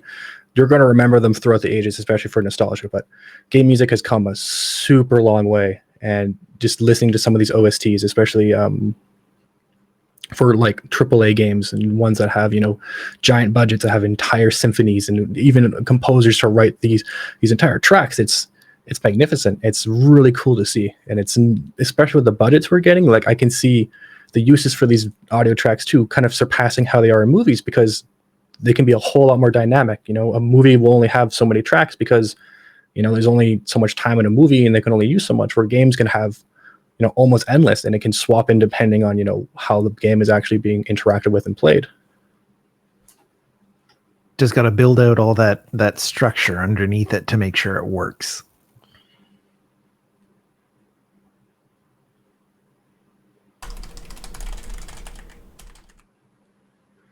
Yeah, there's with the technology we saw too, we can also talk about rhythm games, because we started to see the explosion of rhythm games, especially starting in the arcade and eventually came home. Like DDR and all that stuff. Guitar Hero had huge impact in the gaming world. There's music and its impact. games for sure. How can we not talk about that one? You know, nobody even wanted to touch that one. Nobody wanted to produce that game. Nobody wanted anything to do with it. They went to every company they could think of under the sun, and they all told them the same thing. Nobody is going to pay that much money for a controller just to play your game. Yeah, it's what it brings up perfectly what Mole's talking about is, yeah, because they tried to do the expensive home peripherals for a long time. I can't remember what that step pad was called for the NES, but it didn't work well, and it wasn't even really for rhythm games. They had it for like Marathon Runner and like the Olympic games, and it just didn't work too well. And the NES didn't have the ability to play the tracks like the arcade machines could, so you couldn't. You could only have a few tones at once, and even when we got to the 16-bit era, you know, when you layered it, it doesn't come out so well, as you can tell from like a lot of the bass lines that got put in there. And for some reason, every game wanted to put voice in their games, and it just sounds so distorted and gross from the limitations. It's like, can we stop doing this? Like, I get it's cool, but oh my god, just I think the only like, game that did it well was probably Final Fantasy VI, and it's because they didn't really go for like voice. They just had vocalizations. Yeah, it's as we're doing it because it just the like quality wise would be so. It required an art to it, and I'm glad that they did it well. But yeah, Guitar Hero, yeah, it's expensive peripheral, and they didn't think anyone was going to buy it. But you know, turns out when you have the high fidelity music to go with it, it's a whole lot of fun. You know, it's still a real good time. Still holds up today, even though there's so many of them. The actual just game itself is, you know, still fairly fun to do. Yeah, I was actually just looking into Guitar Hero peripherals to play some Clone Hero with Pookie again, because we both love Guitar Hero. It's a fun game. It just is. And good music while you're listening to it, playing it. Yeah, especially with like the Clone Hero titles, or even on PC, you can get all those custom tracks, which is real fun. I have a VR headset, and I want to set it up again since I've been here for so long now, so I'm probably going to end up pulling stuff out and figuring out how to mount things to walls and run cables around to places that I need them to be. Yeah, Beat Saber is really good too. I don't know why I didn't think about bringing that up, because it's the most modern version of that kind of genre. It is. It's the next evolution. Yeah, and it's real cool. There's also stuff that is less sort of common, less well known, like Osu, the Vocaloid rhythm games, a lot of which were released on PSP and Vita. So there is still a whole genre of rhythm games that are being made. They're just much lower impact and lower budget. Yeah, and Taiko. Taiko's great. There was that one about the Space Beetle recently too that was really cool.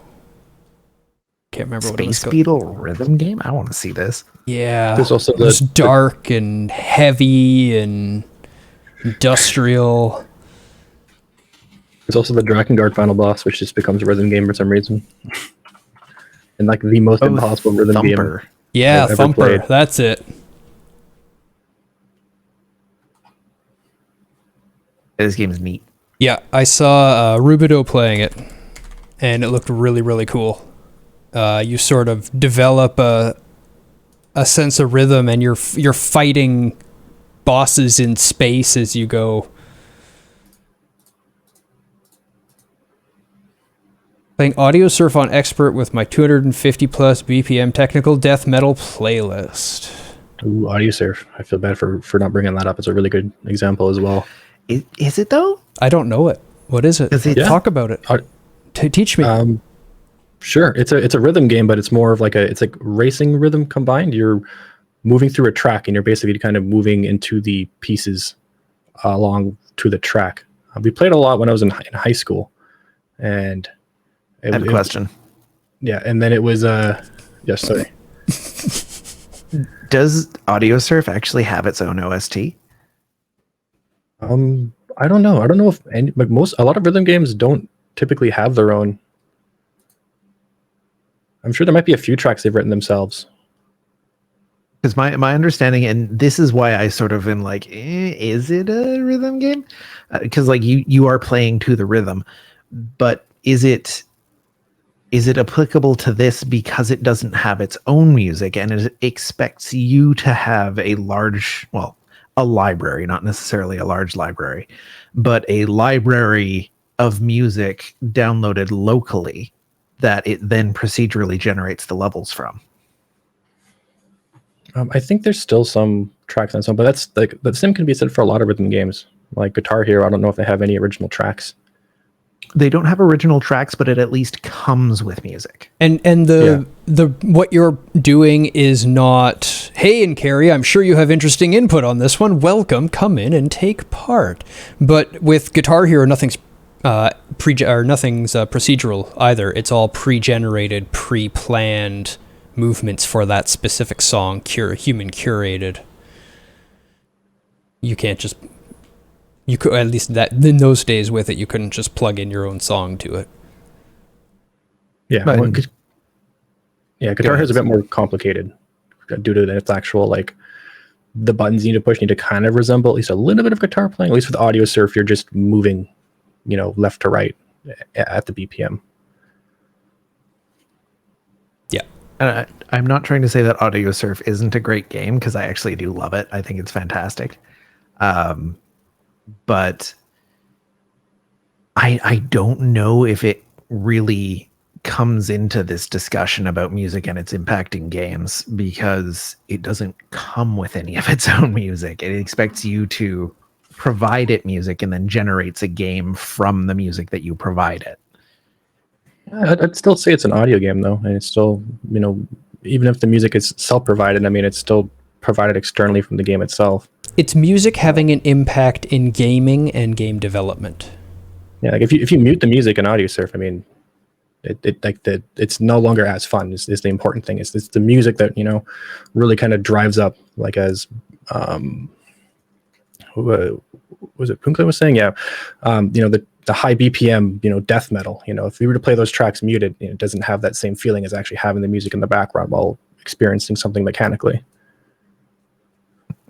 Yes, Punk, that is exactly how that works.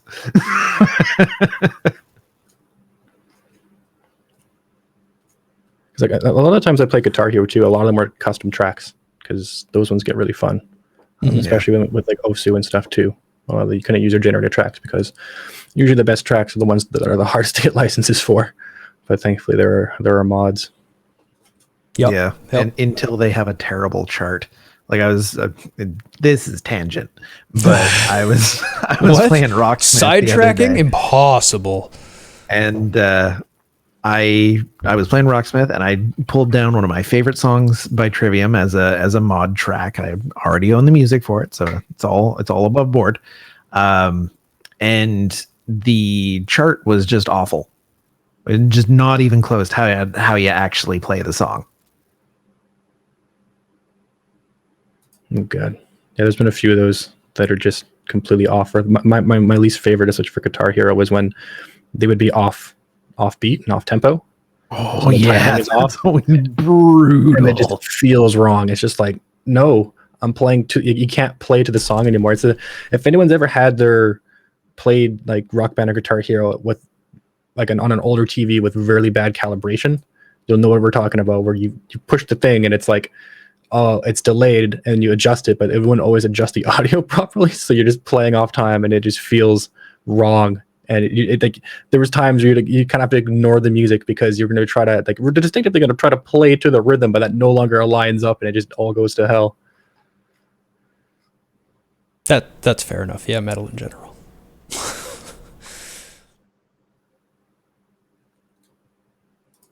Yeah, musicians who really love their craft, because you have to get into metal. Like there's no money in it,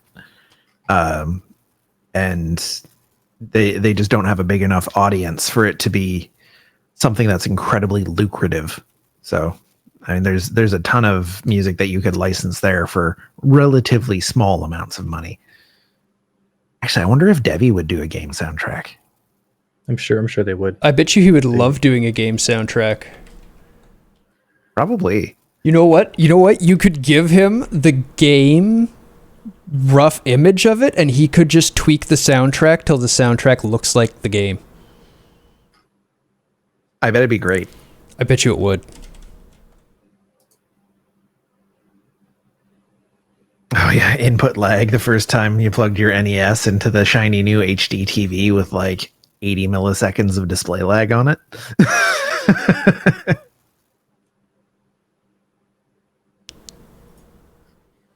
And so, fun fact, that's why most modern TVs that are sold for, console gaming, etc., have game modes on them, because the processing that needs to go into making a television picture look as good as it does, and why it will always look better than a monitor, is just so intense that it has to have that lag on it in order to have the image look as good as it does. So game on monitors, not on TVs. Yep, and that's why I game on a monitor, not on my TV. Everyone's always like, but TVs are so cheaper, and I'm like, but there's a reason. And now we have, at least now we're getting those gaming TVs with G-Sync for whatever reason, and somewhat of a responsible response time, but it took a while. I always noticed that too. I used to play like back way when I was in high school. Like, I'm going to use my like 49-inch TV as a monitor because big is better. And then boot it up. I'm like, this is too much screen, and two, why does everything feel heavy and slow? I used to play WoW on it, and I would die a lot because my health by default was in the bottom left corner, and that was too much screen for me to see all at once. So I would never really notice my health dropping unless I had to actually like move my eyes and my head over, which when you're playing a game, you're not really going to do that too much. So I would just die. I'm like, what happened? I was at full health. And like, no, you were slowly dying. You just didn't notice it. So then my menu became, it was the weirdest setup before I finally changed it, where like all my UI elements were like in a small box in the middle of the screen, and there was just all this empty space around. I'm like, all right, that is about the same as like a 27-inch monitor. I should just go back to just using a 27-inch monitor. I'm not noticing everything else anyways. I did have, I was only on like the 27-inch range kind of thing, but I still have all the critical information in a little ball around my character so that I can see exactly what's going on with me at all times, and then track like all my targets and everything, and then all the non-critical information would go around the sides. So I could still, like, in mid-fight, I can just glance here and like, okay, that's the state of this, and that's the state of this, but this is the state of me not dying. Yeah, being not dead is pretty important, as it turns out. Yeah. Wow, we're really off topic. It's been a very off-topic day. Oh boy, a fair bit's been covered too, at least. Tired. We've talked a lot about the music side still, though. We've covered a lot of the stuff. It's just, it turns out only so much can be said about making good music for games, because it's an art. Yeah. And there is a technical perspective that you need to pass to get past the threshold of this hasn't ruined the game. Yeah. And once you pass that, it's kind of all taste after that. Well, it's not all taste. There's technical aspects like, DMC5 that we called out, Doom Eternal that we called out, Dark Souls and the Souls series in general that we called out.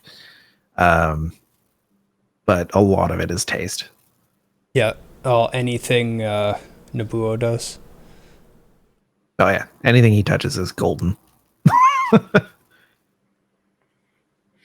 Yeah, I'm real excited for the next step in technology, to really kind of surpass where, like, right now we're kind of matching how movies are for the experience of music, and that hasn't really changed too much in movies for a long time.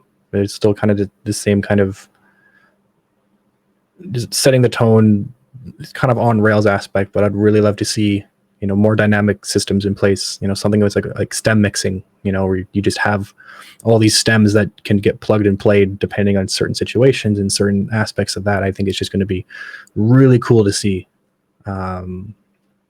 and it's not impossible. I don't know if it's going to be worth it, if it's going to work out, but I'm really excited to see someone try it, and just to see, break into the new frontier of game audio.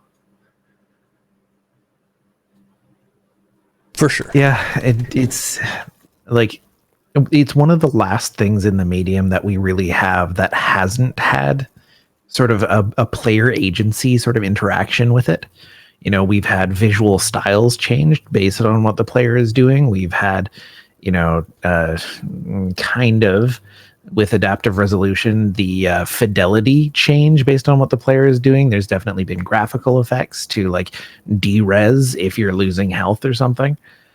We've had the story change based on what the player is doing. We've had, the environment change based on what the player is doing, but we haven't really had the music change all that much based on playing I see you, chat, based on what the player is currently doing in the video game.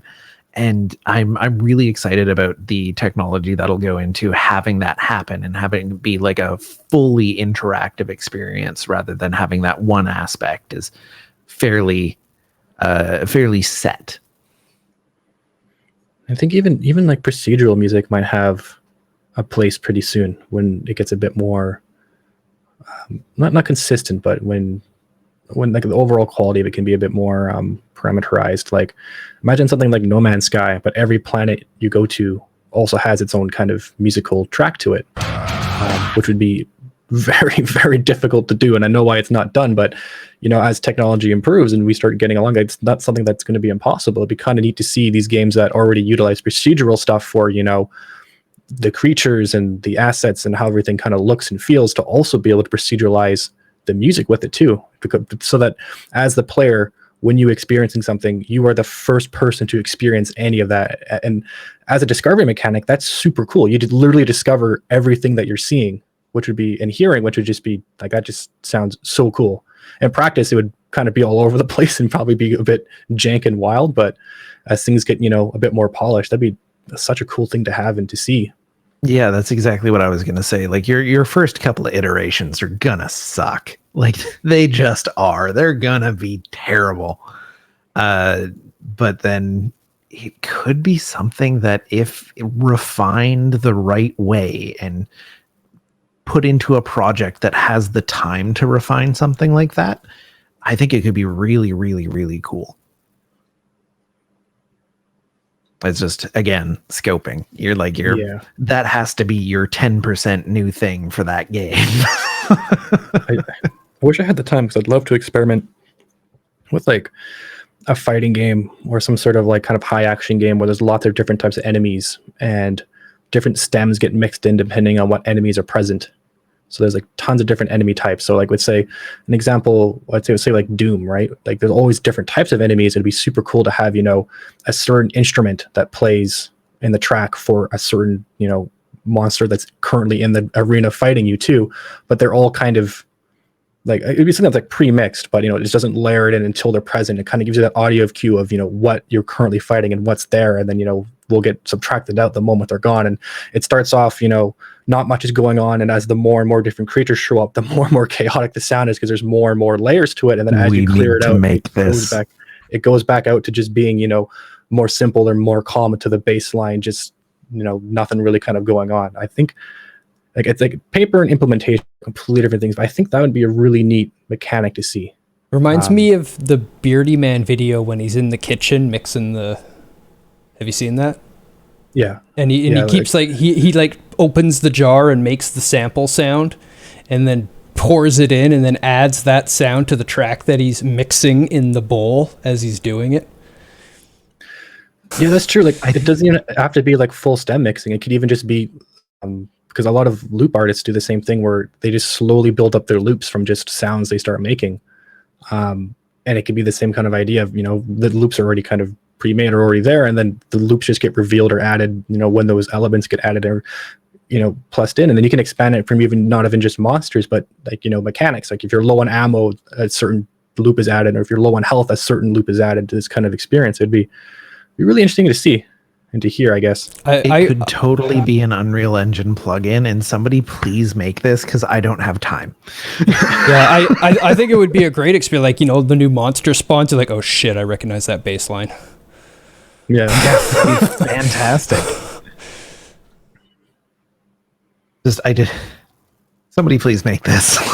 I want this to exist as a plugin for Unreal, please. I'm in this like tired state where I'm just getting weird, wild ideas where like, because I'm thinking in the context of the Unreal Engine 2 and just 3D engines where the monsters themselves can actually be an audio source. So you can actually have the position of the track coming from where they are to and what they are. And okay, no, that's a bad idea though. It's gonna get, depending on what the loop and what it is mixed in. Like, for STEM it'd be bad, but for an actual, it would have to be a very subtle thing. It couldn't be like a melodic loop. It would just have to be like the subtle atmospheric sound of it. We already kind of do it with groanings and stuff like that, but I think in like a very high passed moving thing, it'd be kind of weird. It'd be very weird, but it could be interesting to like have that along with it, that you're just kind of going around killing the music, killing the audio. I'm imagining this in a fast-paced like arena shooter, something akin to the actual Unreal games. Well, not Unreal, but Unreal Tournament. And it just like the confusion would be extreme. I have a really weird idea to. If you do this, you have to meme it up to like have every bullet screaming as it goes flying by your head. So, quick random pitch for the idea behind it. So you play as some old grumpy person, and aliens have taken over Earth, and these aliens, all they do is play musical tones and music all the time, and you're just grumpy and fed up with it. So now you're just kind of racing around trying to remove them and get rid of them because you're just not having it. You want your just like basic audio that's playing from your like MP3 player in your pocket or your phone that you're trying to listen to, and all the alien music is just drowning it out. And it turns out the twist at the end of the game, they were teenagers. crazy old he just stopped taking his meds. We made it to the end, kind of. That's like a $20 $20 proof of concept game. Only bought at $5 on sale. Yeah, we kind of made it to the end. As you kill enemies, the music becomes less and less complex, so by the time combat is over, all that's left is a slow heartbeat at rest like beat. Yeah, basically what he's saying. Oh god, it's just like the more complex it is, it's just like it gets like it could be a health meter. Eventually you just can't hear anything, and it's just like, okay, the player wants it to end, so we'll just have the game like that'd be a kill state. It's too overwhelming. There's too much shit going on. Just sensory overload. How do we come up with these things that actually need to be proof of concepted so often? I mean, that was the purpose of this show, right? To help people that want to start writing and don't know where to start. Yeah. Encourage me to any fun to find secret music in games, like secret bosses attached to arenas. I can't think of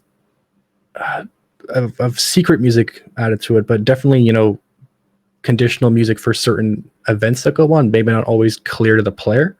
But I think that'd be really interesting mechanic too, to even just have like what games use, or CDs used to have, with a bonus track, have actual bonus soundtracks for bonus content that's hidden away, behind certain rooms and stuff like that too, that you could find. Ooh, neat. That'd be really cool. They had, have you seen any Hades gameplay? Because they had a similar idea where they would strip out some of the more melodic instruments and leave you just with the rhythm section whenever you're in a non-combat zone. Yep. I hadn't seen it. That sounds really cool. Yeah, it's super sick. Like, Hades is really good. Yeah, you should definitely play some Hades. It was a lot of fun. It wasn't like I'm going to keep playing this for the rest of time, but it was a lot of fun. Just play everything by Supergiant. Just play all of Supergiant's games. Just play them. Supergiant is a passion. Supergiant is a passion studio. You've not seen Hades, really? Oh wow. Yeah. If you like music in games, play Transistor. So my story with Yeah. Transistor, which I think is a very effective pitch for Transistor, is I picked up the game late. I hadn't seen any spoilers or anything. And I was like, I've heard a lot of really good things about these games. I've liked the other Supergiant games. And yes, everybody in chat, just go buy everything Supergiant has ever made. And I went to, fire it up. This is the first experience I'd ever had with it. I played for about 2 minutes and I went, oh, wow. Wow, this music is incredible. And then there was a scene where the main character of the game that you play, who is for the most part mute, they don't speak. But the first scene that you get to where the main character starts humming along to the OST, which like on its own is a brilliant idea. Like have your characters interact with the music. But at the first scene where the main character started humming along with the track, I paused the game. I alt tabbed out. I bought the OST on their website. I bought the digital deluxe version so I could have it there as well. And then I emailed their support team to see if I could get it in a lossless version. Go play Transistor. Yeah, they're a passion studio. They're not a money studio. They're not in it for the buck. They're in it to make wonderful games, and they make the games because they love the games, and it shows entirely when you play the game. Strong recommendation for that one. And it's cheap now because it's old and it's fairly short. But even like because of that passion, it's not just the music. The combat is good and sharp, and the controls are well tuned and responsive, and it was creative and interesting to do the builds and gave me ideas. It inspired me to make games in different ways in the future. It was great. Yeah, play Transistor. just buy everything from Supergiant. Yeah, everything's Supergiant. I wasn't a huge Bastion fan, but it was still a fantastic game. It was just not for me. But you should absolutely play Bastion as well.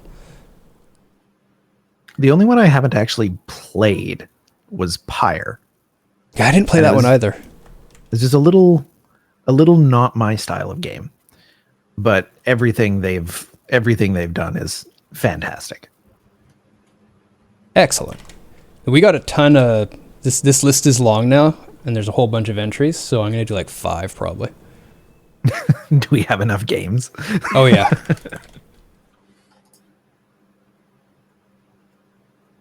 Yeah, play Bastion. Bastion's amazing. Also play Transistor. Also play...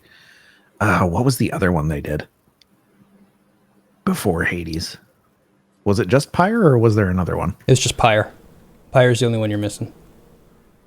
It was Bastion, Transistor, Pyre, Hades. Yeah. So yeah, just buy all of them. They're all amazing. And the narration in both Transistor and Bastion is like top-notch narration. Yes. Yes. And you can buy anytime. Just buy the game for now. Play it. You'll play it for 5 minutes and buy it probably, but it's a probably. These I have skipped because I might get it depending on Bastion and Transistor. It's a totally different game than the other two, but it's just as polished and high quality, and I recommend it. And the OST is really cool, and there's a YouTube channel called Jeff Plays Guitar that has rewritten a lot of the Hades, 3 tracks of the Hades music in the style of Doom Eternal. And it's awesome. So we have Acid, 287, The Chain User, Mr. Low, Aspect, and Howling God this week. Howling God, you won a game. Are you still here? I haven't seen Howling God in chat for a while. Spyro Reignited Trilogy? Is that all 3 of the first games? I believe so. One of my favorites. If you don't have that one, Chain User, you can definitely give it to somebody that will appreciate it, I hope, because that game is amazing. I love Kerbal. I don't think we have Chain in Discord. Low was here. Chain users around. I think he might be by a different name. I've never heard of this game. I have no idea what that is, Lo. I've never heard of it. Active Aggression Reboot Edition. Nope, Low is here. I just pinged you on Discord as well. I don't know what that game is, but it's yours. Oh, hey. F1 2019. Okay. Solid. Yep. Just very stoned. I'm not surprised. Oh, hey, I've heard good things about this one, Howling God. I have never played it myself. I think I played the second one with Pookie. I think we played Magicka 2 together. I think that's the one that we played together. If so, Magicka seems cool. It's like a twin stick. Looks like CNC. I'm sold. I like CNC. Sick. Yeah, that sounds great to me. Cute little wizard things, yeah, but it's the cute little wizard things in a twin stick, and it was actually really creative because how the twin stick worked is the 4 face buttons are 4 different elements, and when you hit them, you can combine them up to 4 to make different spells for different types of elements. So like fire, fire, fire, earth would be something. And stuff like this, and you're constantly making spells with the face pads and then casting with the twin stick. Yeah, super fun. Me and Also, Pookie had a lot of fun with it. And you can play up to 4 players, at least in the second one. And it's full PvP all the time. Oh, yeah. Your spells are huge and powerful and blow things up, but you will absolutely blow up your friends if you hit them. And yourself. Oh my god, I can't tell you, when I was first learning how to try to cast, killed myself so many times with the stone spells. They just bounce all over the place. It's just, you know, like comes flying back, and I turn into a bloodstain. And I was just like, it happened so fast. I was just like, what happened? Why am I dead? Magicka is very silly.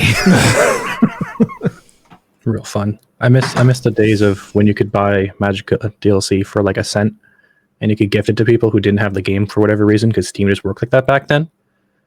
And you could just buy for $1 100 copies of Magicka DLC and just send it to Gift it everyone. to everybody on your friends list. And they're like, why? And it's like, because I can.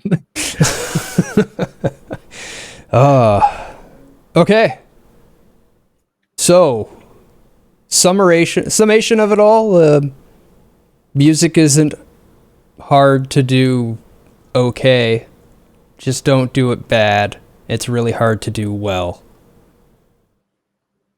Get an artist. Yeah.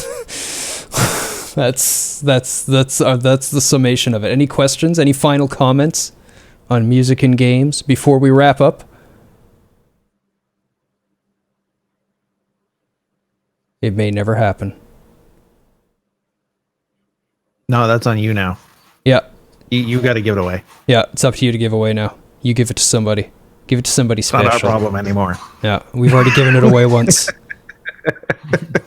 Don't We've put this had on these us. sitting in our humble bundle libraries for a long time. If you ask your composer which key and he reaches in his pocket, get a new composer. Ah, And always make sure your drummer can count to 4. at least 4, ideally up to 13. 27. Yeah. There you go. You're on. You're hired. You're hired. I always remember that one because we were going to a jam studio one time, and guy at the front door says 4th door, and the guitarist of ours walked all the way down. Well, I was the tech with the band and like setup and stuff, but he goes down. He goes to the 3rd door. He's like, this one, and the guy's at the front like, he's not the drummer, is he?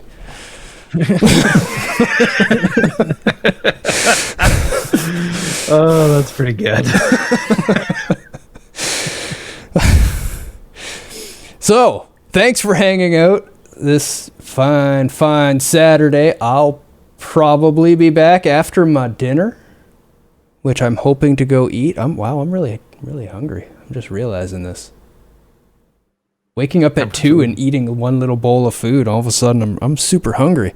I hope to be back later. I do plan to do some streaming. I'll maybe start with some End Zone if other people aren't available until people are available, or we'll just do a lot of End Zone and we'll figure something out. End Zone just became 1.0. Let's check it out. I said we'd check it out. I died a whole bunch last night. If your bass player shows up, he's a keeper. Yeah, that's entirely true as well. Space Dwarves, we might do Space Dwarves. Yeah, people are around. Left 4 Dead. If I have brain cells left at that point, we should play some Left 4 Dead. Yeah, Okay. you could definitely try it. It holds up. It I'm really down. does hold up. I'm down. I can install it and get it ready to go. So, multiplayer games later, maybe some single player games later. Don't go too far. We'll be back. But until then, I'm Deus. I'm Rage. And I'm Pseudo. And may all your shots be headshots.